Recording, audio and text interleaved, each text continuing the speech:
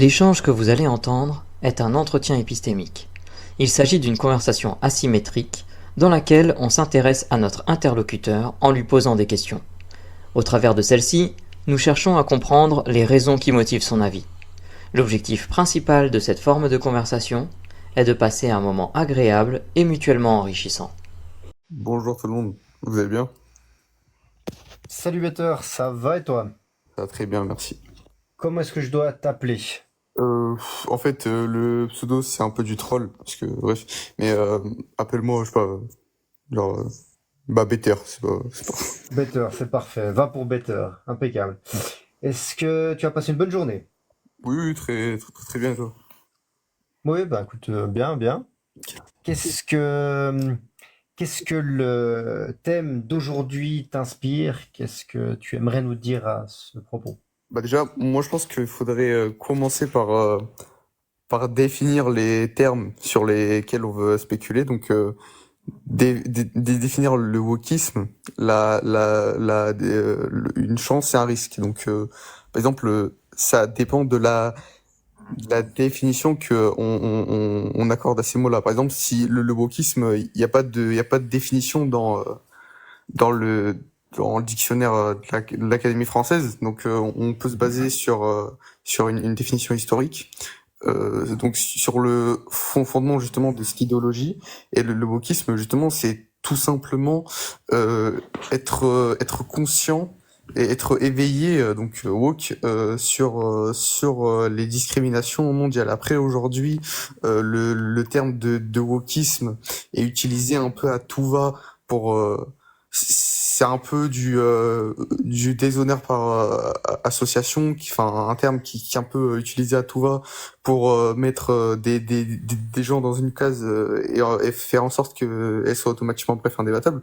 Mais Mhm. après, il est indéniable que le wokisme n'engage pas seulement d'être éveillé sur certaines inégalités. Si on regarde la définition de idéologie, on peut lier le wokisme à une idéologie justement. Mais Je, par exemple, je m'excuse Better. Est-ce que la définition que tu m'as présentée, que tu as trouvée, est-ce qu'elle correspond à ce que toi tu penses du wokisme? Parce que à comment toi tu vois le wokisme? bah, en soi, moi, je considère que ce que moi je pense n'est pas important, au sens où, où il y a la vie et puis il y a les faits, par exemple.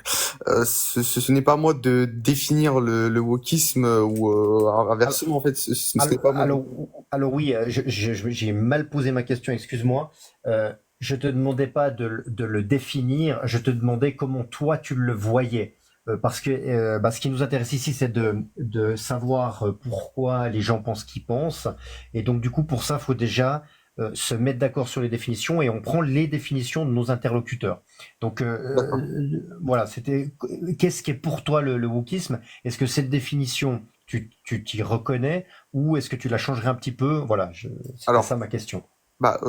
si par exemple le wokisme, on peut le considérer d'un point de vue strictement strictement comme une définition, si c'est être éveillé des être éveillé, être conscient des inégalités justement, si c'est ça le débat en soi n'a pas lieu d'être. Après, on pourrait bien lui accorder une forme de définition historique qui nous lie justement Alors, le wokisme avec un tas de facteurs, par exemple, notamment le le féminisme, l'antiracisme, le militantisme LGBT, par exemple.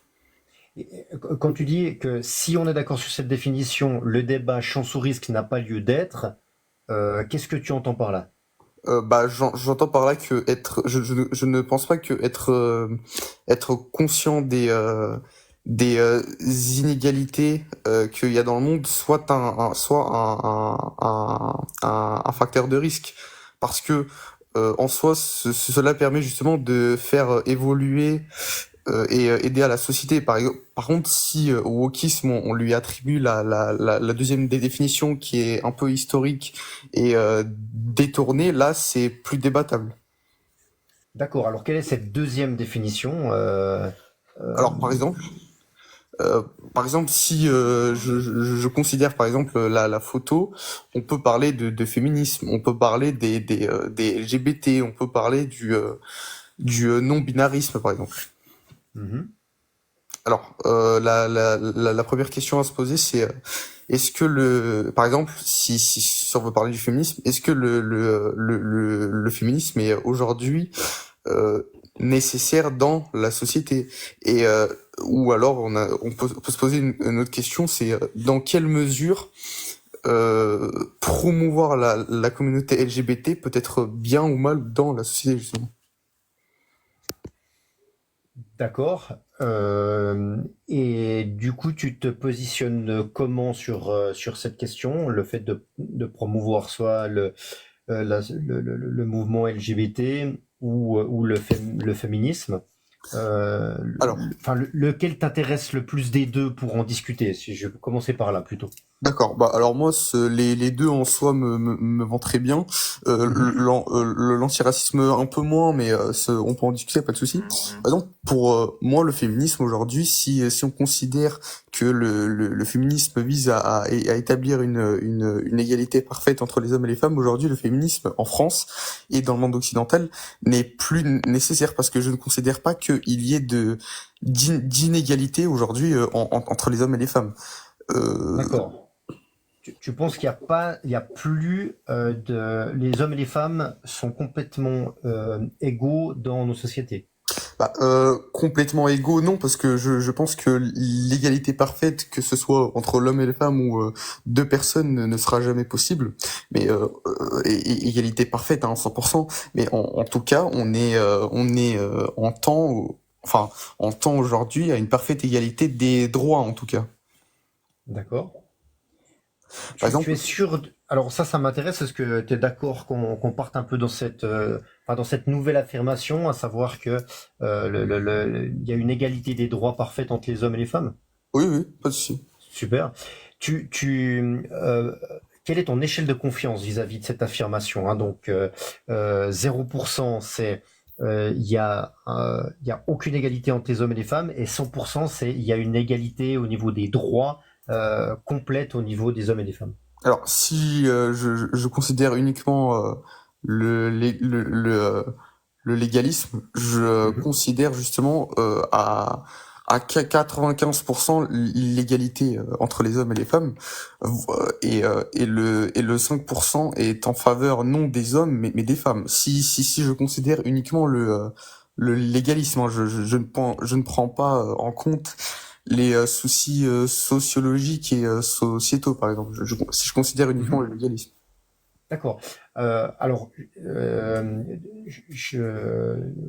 ça me permet de te poser quelques questions vis-à-vis de ça, parce que ben, comme je suis pas dans la même juridiction que la tienne, très certainement, tu vas pouvoir mieux me renseigner, et donc je peux encore mieux explorer, vu que je fais pas partie de la même de la même zone géographique. Aujourd'hui, est-ce que les femmes, par exemple, même travail que les hommes, même nombre d'heures, est-ce qu'elles gagnent la même chose? Oui, Je... oui, oui, totalement. D'accord. Ok. D'accord. Euh, et ça, ok, d'accord. Euh, et comment t'en es arrivé à ce 95%? euh, Qu'est-ce qui t'a amené? Qu'est-ce qui t'a convaincu d'être autant convaincu? Bah, après, le 95%, précisément, c'est vrai que c'est assez flou, mais c'est en tout cas justement une métaphore. Par exemple, je conçois et j'observe des traitements de faveur envers les femmes, par exemple, qui pour moi sont naturels. Par exemple, c'était pas une mauvaise chose. J'ai pas mis de jugement de valeur, mais c'est simplement juste une constatation. Donc, par exemple, les femmes sont favorisées pour les logements sociaux. Les femmes ont par exemple plus la garde des enfants. Les femmes reçoivent plus de pensions alimentaires. Les femmes ont eu l'IVG inscrit dans la Constitution. les femmes ont plus de congés justement maternité, etc. Mais tout ça justement, c'est une bonne chose pour moi. C'est pas parce que il y a une inégalité que ce n'est pas une bonne chose. D'accord. Donc, alors là, je- il y a quelque chose que je perçois. Comment dire? Excuse-moi, je prends le temps parce qu'il y a quelque chose que je comprends pas, mais c'est pas toi qui l'as mal expliqué, c'est moi qui l'ai mal compris. Enfin, Euh, pour toi, il y a une égalité parfaite au niveau de la loi, enfin parfaite, à 95% entre les hommes et les femmes, oui. qui, voire même un avantage que les femmes ont légalement, on va dire, hein, Oui. par rapport à ça. Et tu me donnes des exemples que les femmes ont plus facilement des logements sociaux peut-être, ou que les logements sociaux qui sont mis à disposition leur coûtent moins cher qu'à une situation similaire pour un homme, qu'elles reçoivent plus de pensions alimentaires, et que donc, on est, pour toi, on est dans une situation presque inversée au niveau légal où les femmes, elles ont plus de droits que les hommes. C'est ça que tu me dis? Alors, pas totalement, parce qu'en fait, je me suis peut-être un peu mal exprimé, j'ai mélangé deux choses. Mais en tout cas, oui, oui, par exemple, on peut considérer justement que les femmes ont plus de privilèges au niveau du légalisme, mais qui n'est pas, par exemple, je l'ai dit, je n'ai pas de jugement de valeur négatif là-dessus. Je considère que c'est quelque chose qui est naturel et nécessaire. D'accord. Quand tu dis que c'est naturel, euh, ça signifie que c'est quelque chose qui va de soi, Oui. que les femmes sont, selon toi, avantagées légalement par rapport aux hommes. Oui, parce que oui, bien sûr, parce que les femmes ont plus de contraintes liées à leur état biologique que les hommes justement. D'accord. Ok. Notamment, par exemple, le fait d'être enceinte, l'IVG, plus s'occuper des enfants, par exemple, et toutes ces choses-là, quoi. D'accord. Et si maintenant, si c'était faux, c'est-à-dire que les femmes ont pas plus de droits légaux que les hommes, comment est-ce que tu pourrais le savoir? C'est-à-dire, Alors, imaginons que euh, ce que tu viens de m'expliquer et que je t'ai péniblement reformulé était faux. d'accord. Euh, comment est-ce que tu pourrais t'en rendre compte et comment tu pourrais arriver à le savoir? Bah, d'accord. Alors, bah, tout simplement, il faudrait me démontrer que pénalement et légalement, les hommes ont plus de droits que les femmes et sont sociétalement et légalement justement et administrativement privilégiés que les femmes, par exemple. Et Mhm. en ce sens-là, je pourrais m'accorder pour dire que c'est vrai. Quel genre de preuve te ferait changer d'avis finalement? Parce que Bah, après, après en soi, ça c'est toutes sortes de preuves en fait. C'est une preuve, selon la définition de l'Académie française, c'est quelque chose qui confirme un dire. Donc toutes sortes de preuves qui affirmeraient le fait, qui prouverait une affirmation. Quelle que soit sa nature, je le considérais comme vrai et naturel. d'accord. Alors, je te posais la question parce que tout le monde n'est pas forcément sensible aux preuves qu'il reçoit. On- Parfois, on reçoit des preuves, mais ça nous semble douteux ou ça nous semble discutable, et c'est pas forcément pour ça qu'on accepte les preuves, hein. C'est pour ça que je te posais la Ah oui, question. oui. Oui, oui, bien sûr. Après, oui, il y a d'autres facteurs à prendre en compte vu du fait de ce qu'on considère. Par exemple, si on parle uniquement du légalisme, si on nous affirme quelque chose, on ne pourra pas le rejeter. Par contre, si on nous parle du légalisme et que d'autres facteurs, on considère d'autres facteurs et que d'autres facteurs peuvent entrer en jeu, c'est compréhensible justement, tu vois. Mhm. Ok. Écoute, je te remercie beaucoup pour la discussion. Comment tu t'es senti pendant cet entretien épistémique? Bon, en soi, c'était correct. Enfin, je veux dire, ça m'a permis de donner mon point de vue, donc c'était très. Voilà. Tu Je t'es vous senti remercie. écouté? Tu, je te demandais si tu t'étais senti écouté. Ah oui, bien sûr, ouais, Oui. ouais, bien sûr. Ok, écoute, moi j'ai aussi eu du plaisir à discuter avec toi.